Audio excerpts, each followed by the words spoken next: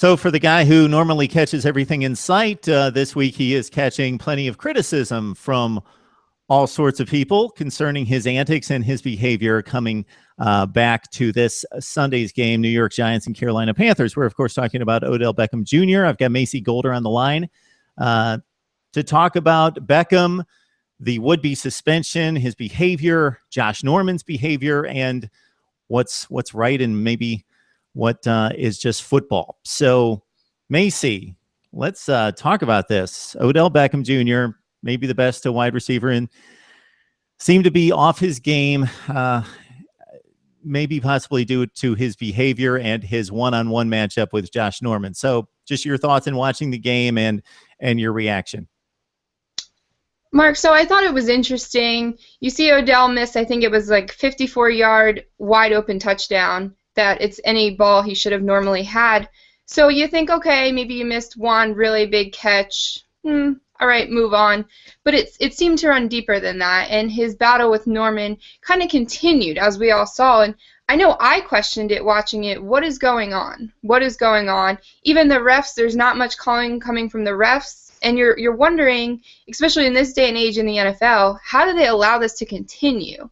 And it was finally until Odell had that pretty serious hit that they finally called something. And, I thought it was just really interesting, and I kept saying to myself, what is the bigger issue? Is it Odell? Is it something that someone said? Is it something within the team?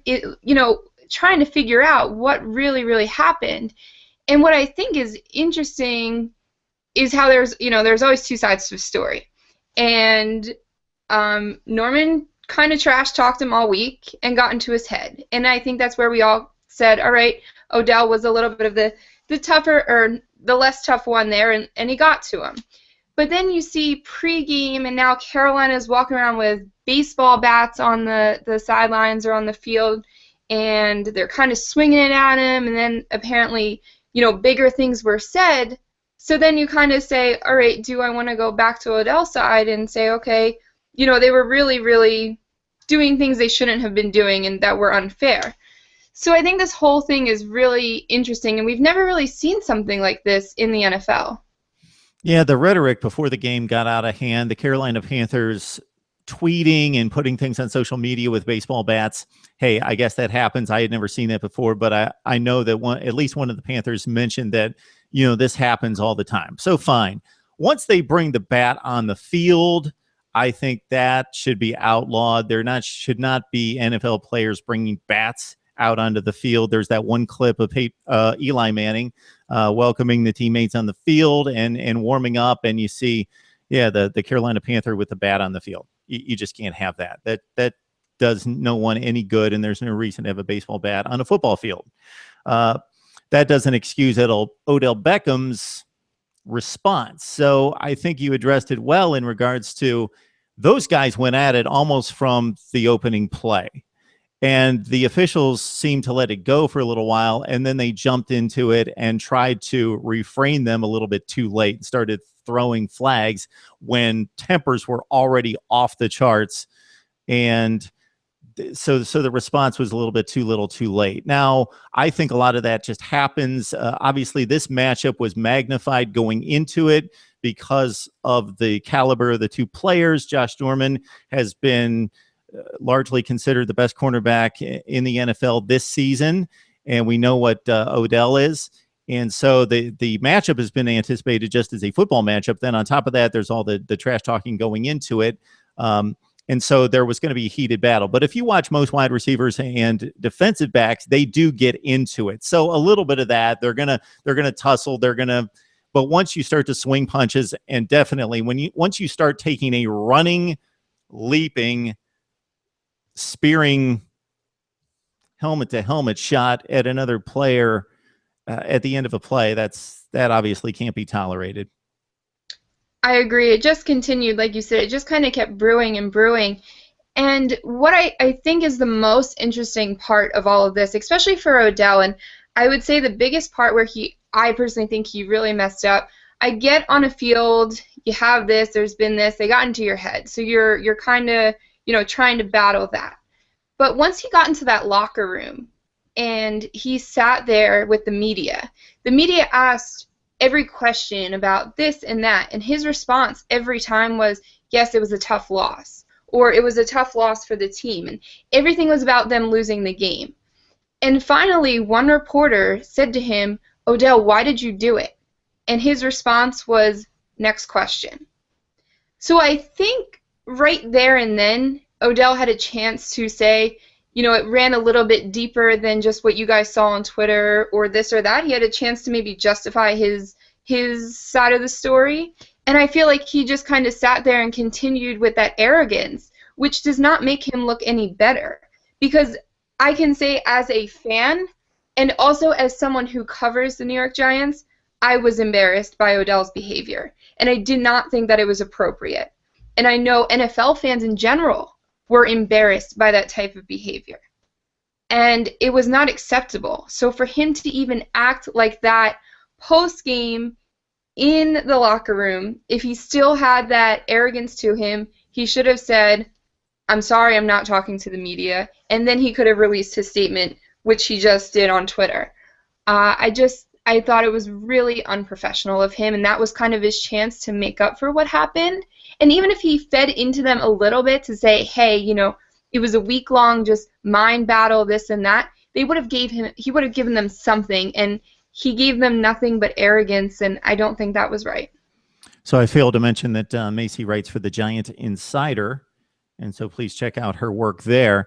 You mentioned his response as being no comment. At one point, he mentioned that, hey, we're competitors. That's what we do, something to that degree. Well, the competition is not a boxing match. It's not a wrestling match. It's a football game. So if you're a true competitor, you're going to channel your frustrations. And I know it's difficult. I know he's 24 years old. And regardless of your age, if you're challenged as a person, I'm only going to speak as a man. If you're challenged as a man, your gut reaction is to go after that person. So I get that. We all make mistakes. We all do stupid things, especially in a very heated, testosterone-filled event moment. It's not excused, but I understand it. It's not excused in any way or tolerated. But he kept talking about we're competitors. Well, compete on the football field and not be selfish and help your team by channeling your frustrations and your energy into doing something positive for your team, not continually getting 15-yard penalties that is hampering your offense against one of the better defenses in the league when you're trying to come back, in which they almost pulled off anyway. So I understand Odell did apologize at one point, correct? He did. I heard he apologized to the team, the front office, everyone involved within the organization. And then he took to Twitter to apologize to the fans, to, just everyone else. I mean, I don't know how else he would apologize, so I guess Twitter is the way to do it. But I just don't think that was too sincere. Anyone can just, hide behind a computer and type.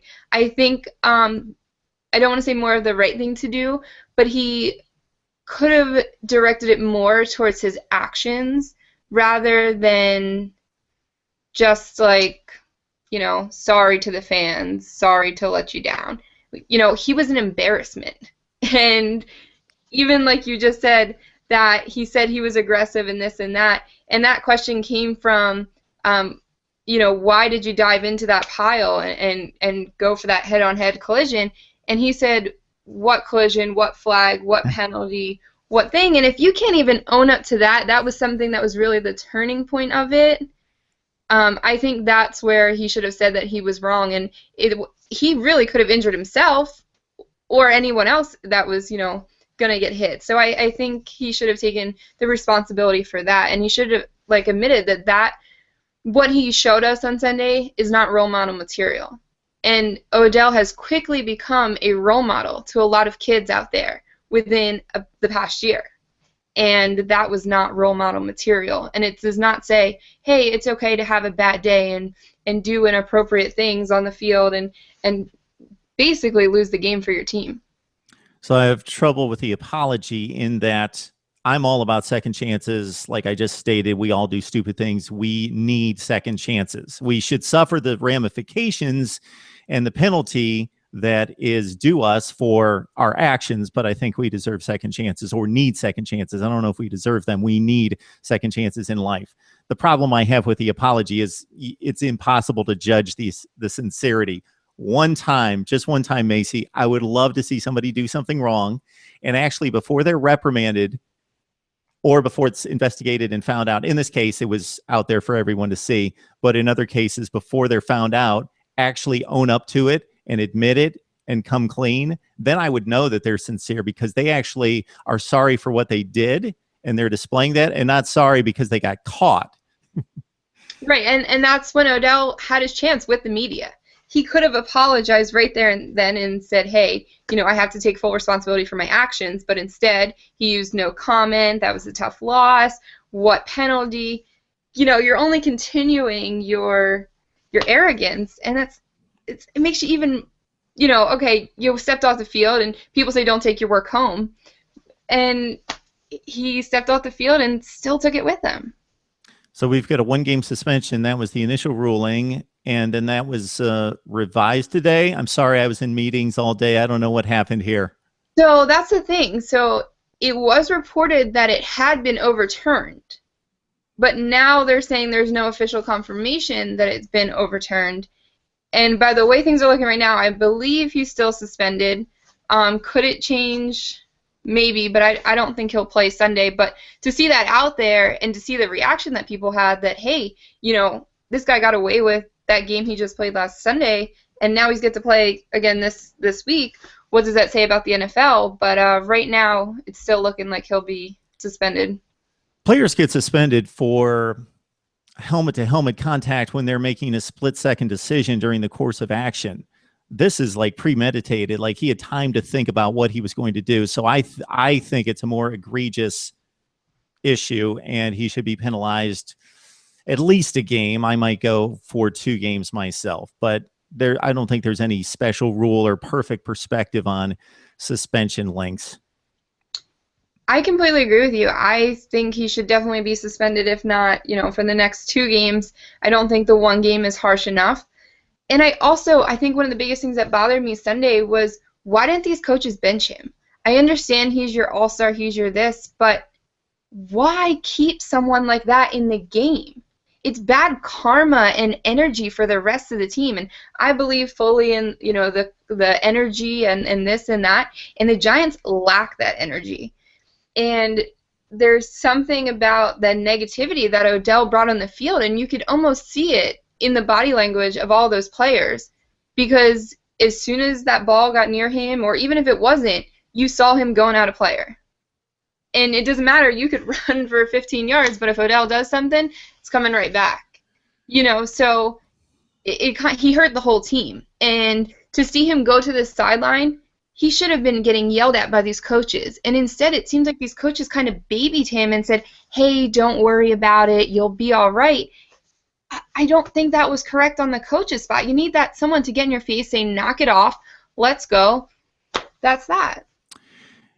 Yeah, it's like Tom Coughlin, known for being a tough guy and very respected in the league, kind of backed off on this one, and it almost feeds the entitlement of Odell Beckham Jr., and I'm not picking on him, and there are a lot of great human beings that play in the NFL and in other sports, but there are a number of them who have been entitled for their entire lives, and this type of behavior or lack of response from authority just feeds it, that they are above any type of rules or regulations or authority.